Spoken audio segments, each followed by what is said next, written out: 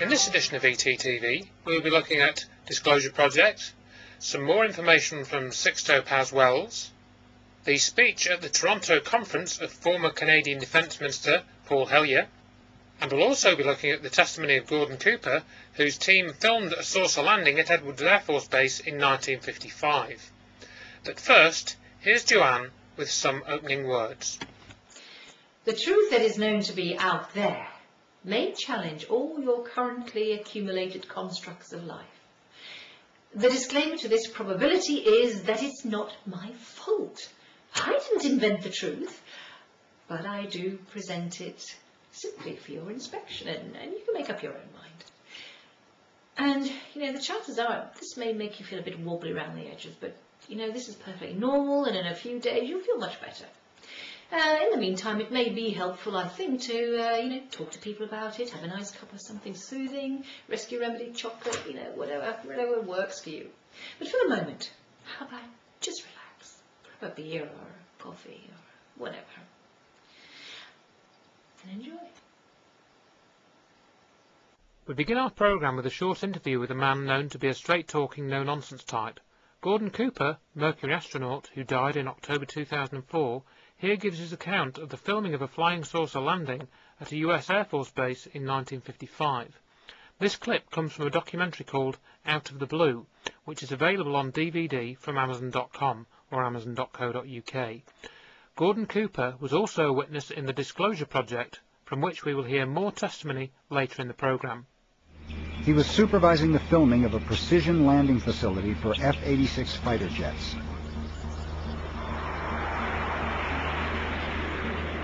Suddenly, a saucer-like craft flew directly over the cameraman. 3 landing gear apparatus opened, and the object landed on the dry lake bed. They're just typical saucer shape, double lenticular shape, metallic. And they went out, picked up their cameras, and moved on out toward him, filming. And he lifted off, put the gear back in the well, and climbed out at a very high rate of speed and disappeared.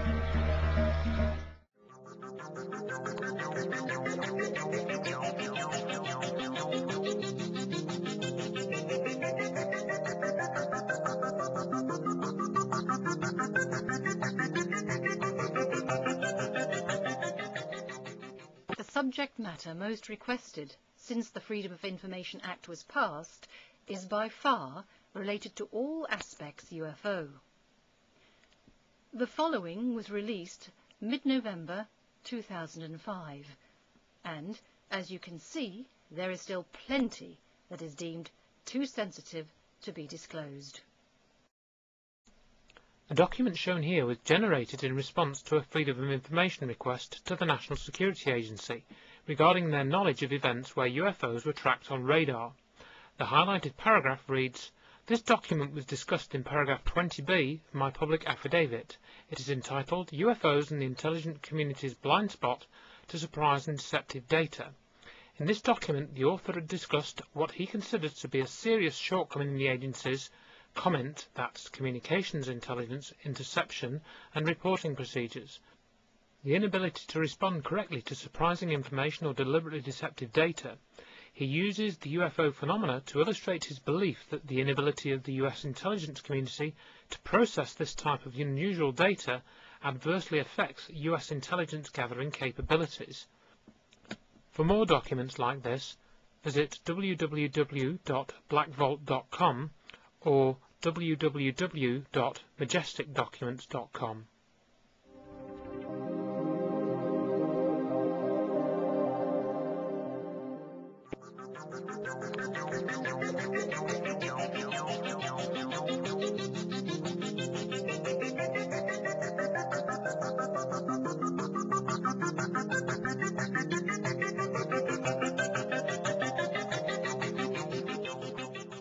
Lo importante es que un periodista español.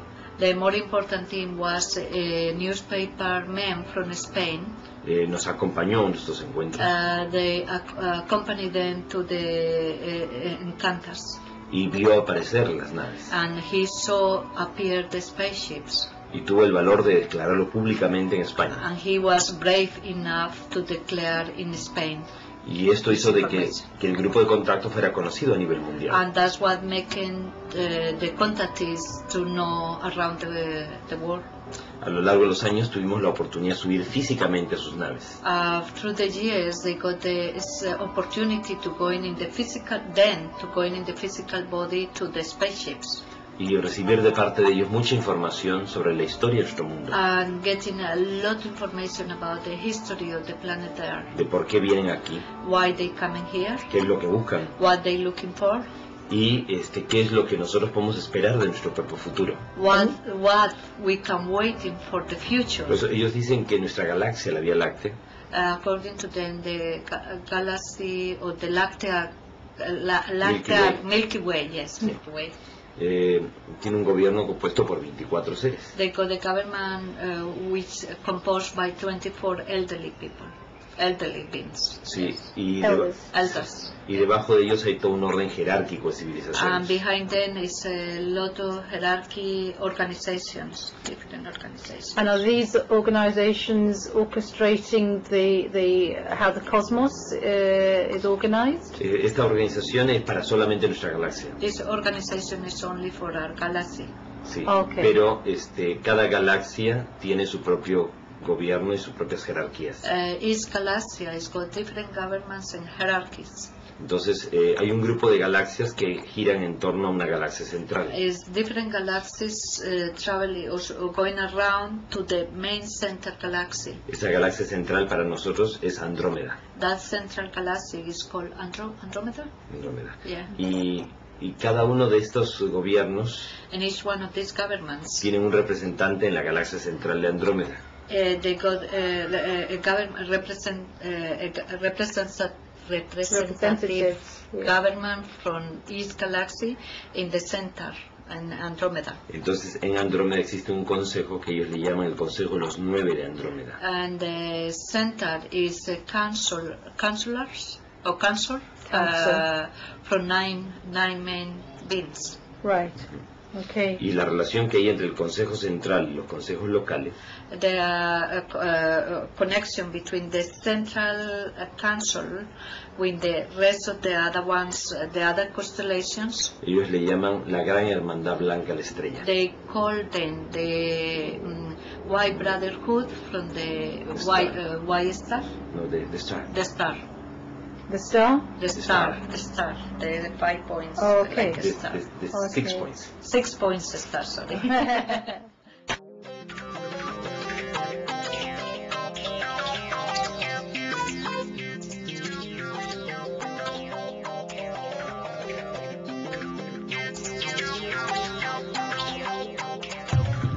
My name is Graham Bethune. I'm a retired Navy commander, pilot, had a top secret clearance.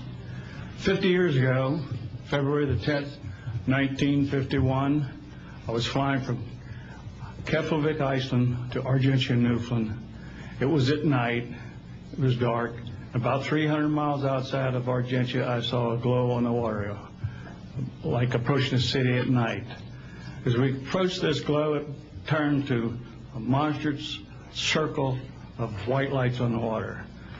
We watched this for a while. The lights went out. There was nothing on the water.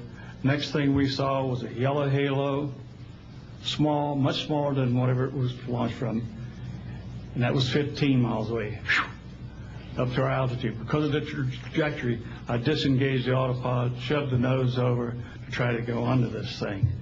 At that time, I heard a noise underneath. I thought maybe it hit us. It was actually some of the crew members ducking, and they collided, and a couple of them were injured. Then it appeared over to the right and moved out slowly and flew with us.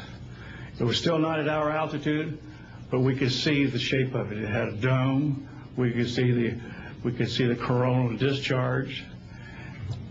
I went back aft, let the other pilot, Al Jones, take my seat to see what the passenger's reaction was. Came back to the cockpit, told him not to report anything simply because what the psychiatrist had said to me, maybe they would lock us up. So basically, the instruments in the cockpit, we had 4 or 5 failures. In the area of magnetic compass, the electromagnetic effect, an area of directional finders, and this type of thing. The craft was tracked by radar in excess of 1,800 miles an hour. It never did get to our altitude. We had 31 passengers, plus the psychiatrists and the crew members that all cited this at different areas. When we landed at Argentia Nuclear, we were interrogated by the Air Force, an excellent interrogation, Captain Paulson. When we landed at the Naval Air Test Center here at Patuxent River, we were required by Navy intelligence to make out individual reports. Out of the National Archives, I have the 18-page official Navy and Air Force report. I've made up a report to straighten out all the truth. There's a stack of books out there that have written all of this up. So the truth is here. I will testify under oath before Congress that everything that I have said is true. My name is John Maynard. I'm a retired Army. I retired as a Sergeant First Class. For my entire 21 years of service, I held a top secret clearance. Compartmentalized at times to as high as TK, Omni, Crypto, and others. I had access to very, very sensitive documents. My testimony is basically two-pronged. One, I retired from DIA in 1980. And when as an administrator you take over an office, you take over everything and you sign for everything. And I signed for well over 2,000 documents. In order to sign and inventory those things, you have to read them. Not word for word, but basically I went through every document to make sure that it was complete. It was there, as they told me, that when I turned my charge over to the next person, the same documents were there. So I got quite a good knowledge of what was going on in those documents, and believe me, there are many, many different references to UFOs. There was also NPIC pictures that shows that it would targeted objects that were casing you out. Now, I worked on the SALT 1 and SALT 2 areas for the office that I worked in. So we were taking pictures all the time for verification of nuclear disarmament. And there were some objects in those pictures that didn't belong there. The second prong to this whole thing is that a lot of people talk about conspiracies over a shadow government. I'm willing to testify before Congress that these black operations do exist. I nearly became part of it. But I saw the light, I think. Or was it? And I got out. And that's it. We have to disclose what we know. And I am willing to testify before Congress under oath, or before any other organization, that what I witnessed was true.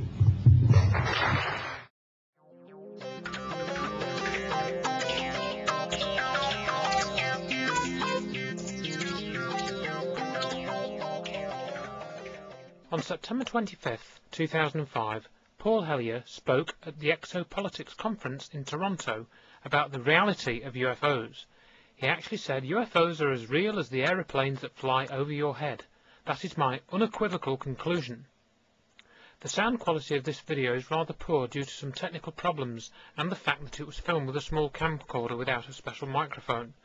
Mr. Hellyer starts here by referring to the testimony given by airline personnel pertaining to UFO encounters as seen in the US documentary special UFOs Seeing is Believing, which was broadcast in February 2005. Commercial airline pilots, United States Air Force pilots, policemen, public officials, all swore they had had personal encounters with UFOs. Some witnesses alleged that they had been abducted. Why would they say what they said if they didn't believe what they were saying? I concluded that anyone with an open mind would have had to be convinced by what they saw and heard. It may have been that program that encouraged me to read a book that had been on my shelf for a couple of years. It is titled The Day After Roswell, and was written by Colonel Philip J. Corso, a U.S. Army intelligence officer who had been a member of President Eisenhower's National Security Council and later head of the Foreign Technology Desk at the U.S. Army's Research and Development Department. It was one of the most fascinating books I have ever read. It is the unimpeachable source of what I am going to say to you today. The longtime intelligence officer confirmed, beyond any shadow of doubt, the long-circulated rumor that on or about July the 4th, 1947, a UFO crashed not far from Roswell, New Mexico. Two or three of my friends have asked me if I do think that the day after Roswell could be just some brilliant work of fiction. My answer was no.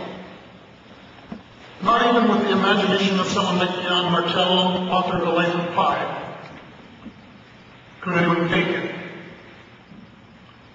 The book is replete with too many real names, real places, and real dates to be fiction. I shared a few of the comments with my nephew Philip.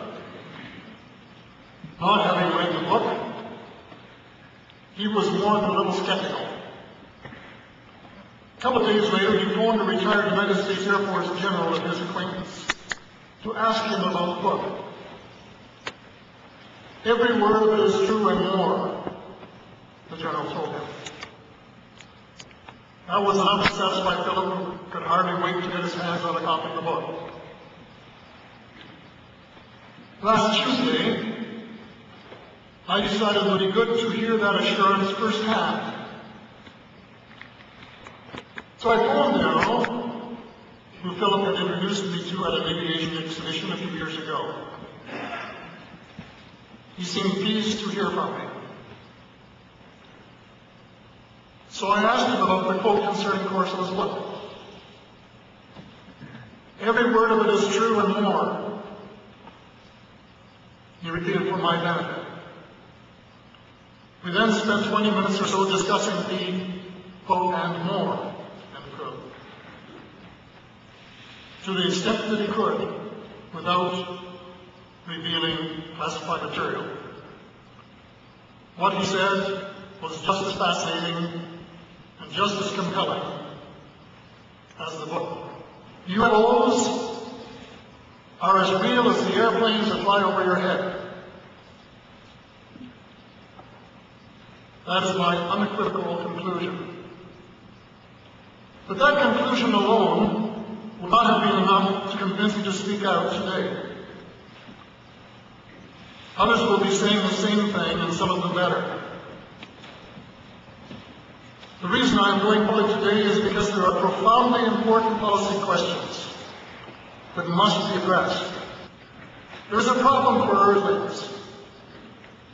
Within hours of the crash at Roswell, U.S. General Nathan Kline designated the visitors as enemy aliens.